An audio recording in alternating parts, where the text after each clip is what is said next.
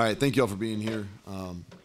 Before we get rolling, obviously a bad weather day, right? Not a great weather day, but I want to say this to our fans that stayed, and it was more people stayed than we had after our lightning delay versus Duquesne, but I'm always stuck by the ones that stayed. I mean, they were really invested, and it was super loud, and they had an effect at the end of that game. It really reminded me of the Iowa State game back in I was at 21, I think. Iowa State was ranked in top 20, and it was a very similar day, if y'all remember, very similar day, and they had a drive with a chance to tie late, and I thought our crowd made it really difficult for them late, and then I thought it was just a repeat today. It was, they got really loud there, and a lot of respect for Joey in that team, in that program, and feel really bad for their quarterback, for Tyler. He's had some injuries. I hope it's not as bad as it looked early, right when it happened.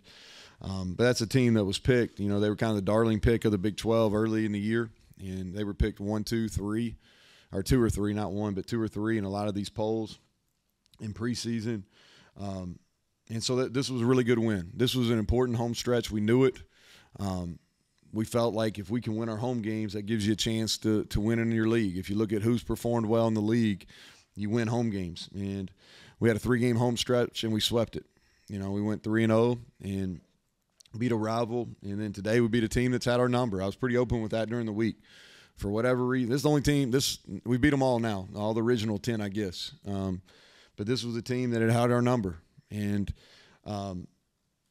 it wasn't pretty. I was disappointed how we played offensively. I thought Nico did some good things. I know that's probably going to be Coach's first question over there. But I thought Nico did some really good things. The first pick was not good. The guy was in front of him. The second one was a strike that bounced off our guy's chest. You've heard me say this. Like, that should be a fumble. Like a drop ball should be a fumble, if not an interception. And I thought he made a really good big-time throw in the last series of the game when we went for the shot. I thought that was a great throw. For a guy making his first start in really poor weather and wet, I thought he did a pretty good job. We got to be better around him. But, man, our defense played well, and I trust those guys. Took a lot of heat in the offseason. They did. We did. But I knew we had a plan. We had a plan, and we've played good defense. Whether it was at Troy or here, we've played good defense, and we know what it looks like. We know how to get guys prepared. And Jordan and that whole staff on defense, and then, our players really fought and they competed. That's a group that prides themselves on being really good on offense. And if you look at the numbers, they ran 81 plays for 321 yards. They have 2 of 18 on third downs. And we're a prideful group. And I told you, we were embarrassed last year down in Lubbock. And our guys heard about it all week. They were getting kicked by me and patted on the back by everybody else. I'm glad you beat Pitt. Glad you beat Pitt. And all I was telling them is, let's turn on the film from last year at Lubbock, and because it wasn't pretty. But we came out tonight, and again, we're a tough football team. We're tough, and people are going to say, well, it wasn't pretty, and last week wasn't pretty. Win. And, offensively, one thing we did is we controlled the clock. We ran it early. Really I felt like it should have been, anywhere from 20 to 27 to 3 at half. That's where we really missed some chances, was in the first half. We're driving. We had Nico threw a great pass, and we dropped it in the end zone. We had another opportunity to take the ball in on a short field. We didn't get it done, so I was frustrated there. I thought punt return was big tonight. I thought Preston Fox played really well. I thought we blocked well. Clean football. I think we had 3 penalties in the game. And so just really pleased to get to 1-0 in the league. So with that, questions? I'll let somebody else ask Nico. So let's go defense. Just start with the last drive. They're starting to grind on you a little bit. What's your feeling there? What'd you guys do? How'd that work? We were going to be okay. We didn't want to give up shot plays. We felt like if we're going to make them run it, which they didn't in the first half, and I think they got to – and credit them, they're good coaches too. They saw what we were doing, and we were playing a light box, and they came back. And I told you, Taj Brooks is the best player that nobody talks about in our league. I think the kid is a really, really good player. And there's sometimes we tackled him well today, and sometimes we did not. But we're not going to be the only defense that does that. He's a good player. And they handed it to him a bunch in the second half. But only the run that he had over on their sideline during their touchdown drive when he kind of ran over a couple. That's really the only extensive run he had. And so they kind of dinged us a little bit in the run game, but we never let the explosive pass get out. And so we wanted to make them work for it. If they were going to score, it was going to take a bunch of time, and we were going to make them work for it. The defense stops them 16 times on third, 3 times on fourth. So what did you think of the clutch playmaking tonight? Well, I think it was a complete reversal of a year ago. You know, like they've seen those stats. You know, we put them in front of them every single day. Texas Tech was 15 of 20 on 3rd and 4 downs in Lubbock, Texas last year, and we didn't get off the field, and we reversed that. And like I said, it's a prideful group, prideful defensive staff, prideful defensive players. Most of the same guys played. You know, Beanie wasn't there. He played big today. Tomey got some hits on the quarterback. But for the most part, all the guys played. Trey Latham played in the game last year. Lee Koba played. Sean Martin, Mike Lockhart, Asani Redwood played. Marcus Floyd played. Lance Dixon played. Malachi Ruffin played. You know, Aubrey Burks played. Same guys. You know what I mean? Like, we had a couple pieces. Beanie being a big one. He came up and made a bunch of big plays today. Tomey being another one. I mean, we added some pieces, but it's the same guys. We're just playing better. We're doing a better job schematically, and we're playing better. I thought we tackled, you know, other than that run I just talked about with Greg. I thought we tackled. And the guys bounced back. We had a good week of preparation. I'm not surprised we played well in defense. Felt like we would answer the challenge.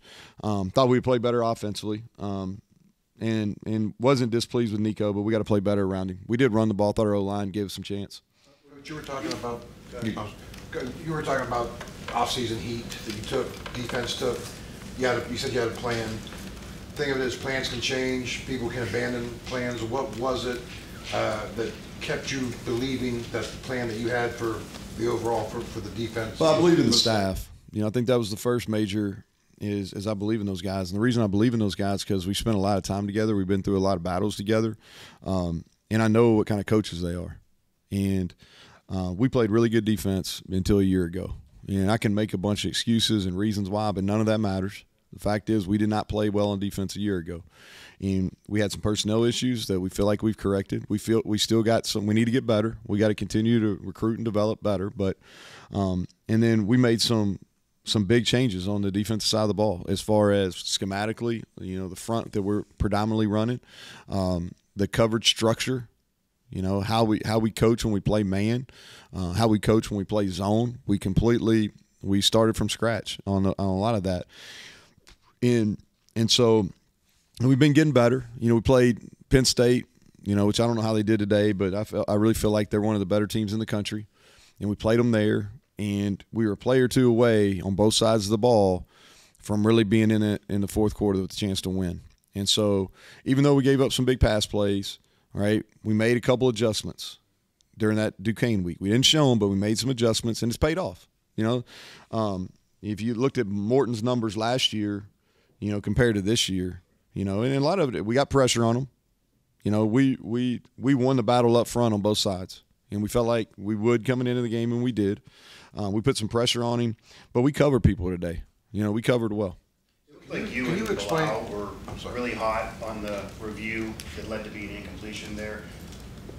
No, I wasn't really hot on that. I was upset.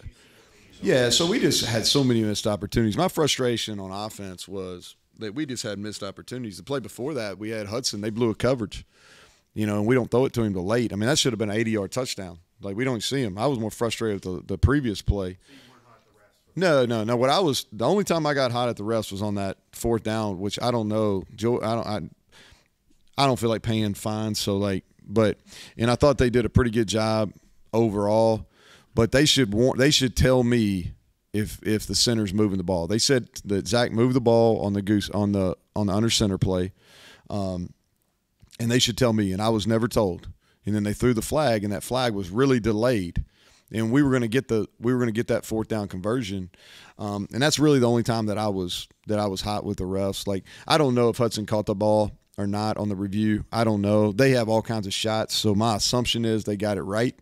But my frustration was, and wasn't at Bilal, is we had a ton of missed opportunities. Like, when y'all go, and I know some of you guys go and watch the film and the TV copy, when you see that. We had so many missed opportunities. We had some drops again. we should have scored a touchdown on the right after we threw the double pass. Just a lot of missed opportunities in the second quarter. And I went into the locker room. It was 13-3, and I'm sitting there going, "Man, we just gave them all kinds of opportunities because it should be 27-3, and this should be, for all intents and purposes, over." And we were in a dogfight, and that's what it ended up being. Neal, can you say? Go, Mike. What'd you say? I'll tag. He was trying to finish before. Okay, me. I'm sorry. Go. Just as a follow-up on the defensive question. So is there a different feeling for you when you're in a late game situation like this, a dogfight at the end, now as compared if you were in that situation last year? Yeah, well, last year, it was different because we weren't having success, In this one, we got the ball back, and somebody, it may have been Jed, asked me about the shot play there on first down. There was 4 minutes and change to go, and they're going to get another possession probably anyway, and they had all 3 downs. And so you feel like you need to – we had them in the coverage we wanted. They were playing man. We felt good. He threw a great pass. We just didn't make the play. But – Your question was, in a late game situation, like we had success. Now, I know they're good on offense too now. They're good on offense, and they were eventually going to make some plays, which they did. But no, we didn't I think that on our last touchdown drive, and they cut it to 13-10. Was it 13-10? And then we went down. We caught a bunch of pass plays, and I felt like even if they got the ball back, we were going to be okay. The changes on defense, I know you're not going to say, but it looks the same as far as people. The results are different. It's not quarterbacks missing receivers. You're doing something that has been effective. What can you say about what you changed? Yeah, so we went back and we were a match coverage team, which match coverage is it's really effective. A lot of the best teams in the country play match coverage defense, and the best thing, the way I can do it is, a lot of you all cover basketball too. And Syracuse has become, when Boeheim was the head coach, they were. They played their 2-3 matchup, right? And essentially you play zone, but you play man on anybody that comes in your zone. So I think people understand that in basketball. And that's been what Coach Saban's done a really good job of at Alabama defensively for a long time, is they played this Rip-Liz match coverage where it's a zone look, but they really play man when they come into your area. And that's what we were playing. And we went out of that where we're either playing true man or we're playing some spot drop zone coverage. And the reason we did that is because it took less communication. We're able to work landmarks and stuff year round, and it gets more eyes to the quarterback. And so that's the biggest. We've messed with our front too. The front structure of our defense is not the same as it was the previous 4 years. But those are some of the things, Changes like after the Penn State. That's what you're talking about? No. After the Penn State game, we just had to clean up some things. They did some good stuff versus us offensively, and they hit some rub routes on us. If you remember, down in the red zone a couple times, hit some rub routes on us, and they caught us in a couple where we showed our coverage, so we had to do a better job of hiding it. And then really we just missed our landmarks, and we didn't do a very good job getting our hands on receivers. We gave them a bunch of free runs, and so you're underneath defenders. Before the ball's in there, you can put your hands on them, and we're doing a better job, and we didn't execute that as well, and probably didn't emphasize it as well in that leading into that Penn State as we've done since. In addition to the frustration things you were talking about, it looked like you had 3 or 4 plays that worked off things you've been running, like off the quick pitch and making it out and things like that. Those are good designs, but when they don't work, what do you have to communicate to your players that, hey, that was good, should have worked, we'll come back to it, whatever, so that they don't get frustrated? Yeah, I think, guys are going to get frustrated when they don't get touches. That's part of it. We deal with that. That's part of life now. I think frustrating, we didn't break very many tackles at all. And like I said, credit Texas Tech. But we had a couple screens I felt like were opportunities to break, and we didn't. We had, like I said, I think we had 4 drops in the game. That's a really frustration point with me. Sometimes I understand if it's contested, and when it's not, I don't. Then we had we've got to get downhill faster in our run game. We tempoed some of our runs and got ran down by the backside. Shouldn't happen. Those are probably some of my frustrations. We can be better in the pass game. Like, we threw for 100 yards, but there was a lot more than 100 yards that was out there and we can do a better job designing those, but we've got to do a better job executing, so there's blame to go around. but I don't think the blame's not necessarily with Nico, you know, and everybody points to the quarterback, but that's not really where our issues were in the pass game today. Coach, Nico, Texas Tech start. Ask with that one, two-part quarterback. How close was Garrett to playing? And then Nico, after that early interception, confidence ever waver? How did you deal with him? You know, he's really confident. He's had a lot of success, you know, and I just told him, you know, he made a really bad play on the interception. And I'll just tell you what it was. I mean, he held the ball forever.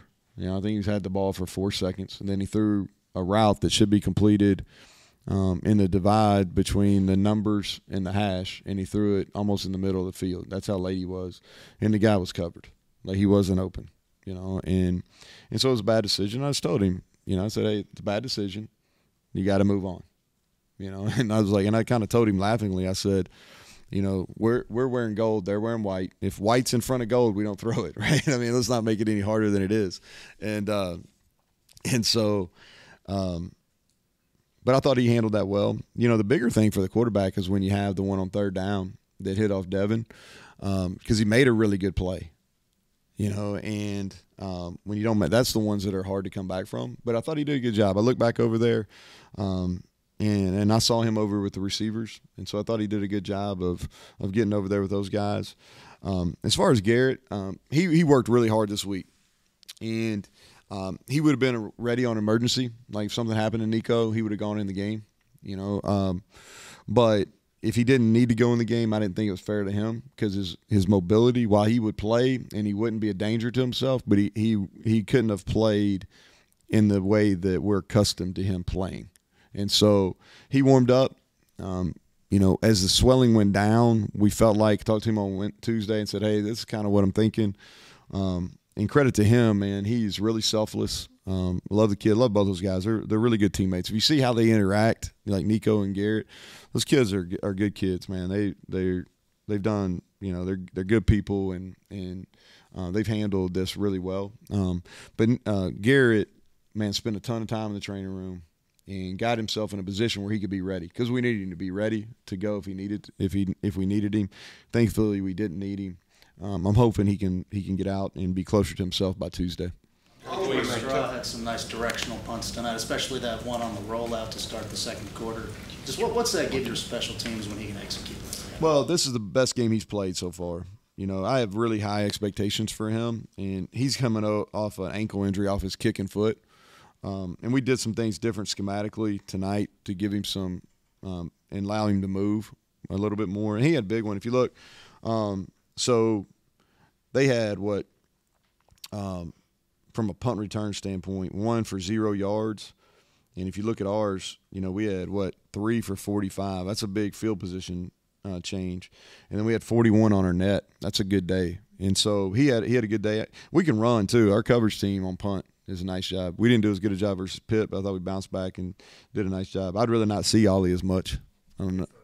If Garrett is healthy and enough to go, is he the guy next week against ECU? I hadn't even thought about it. Can we enjoy that? You asked me that on Monday, Mike. Come on, man. Ask me on Monday. I might. Nico, I thought he did some good things. Like, so if you go back to me, where I was really pleased with Nico, so the game goes 13-10, and we had 2 or 3 drives in negative territory where we had to punt, and it was like 4th and 1 or 2, right? And we came out, they went and scored the touchdown, hit us with some runs, made it 13-10. And I told him, I said, hey, listen, now we're gonna cut this thing loose. We're gonna throw the football. We got to throw it. They're loading the box, and we're gonna throw it. And here's what we're gonna run. And we ran the same play about 4 times, and it was finally popped open on the touchdown. But what he did is we got some pressure, and he tucked it and ran. Had 2 big runs there. I don't think today he ran the ball overall as well. We had some draws where I thought if he just picked up his knees and like really hit it like he's capable of, I think that would have gone. But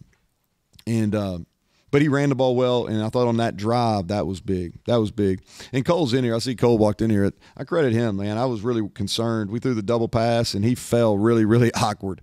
And that was right in front of me, and I thought, man, this is going to be bad. And he came back, and then he redeemed himself. You know, we've been talking about redemption a lot. He dropped one. He'd be the first to tell you. And he came back and got one and for the go-ahead touchdown there.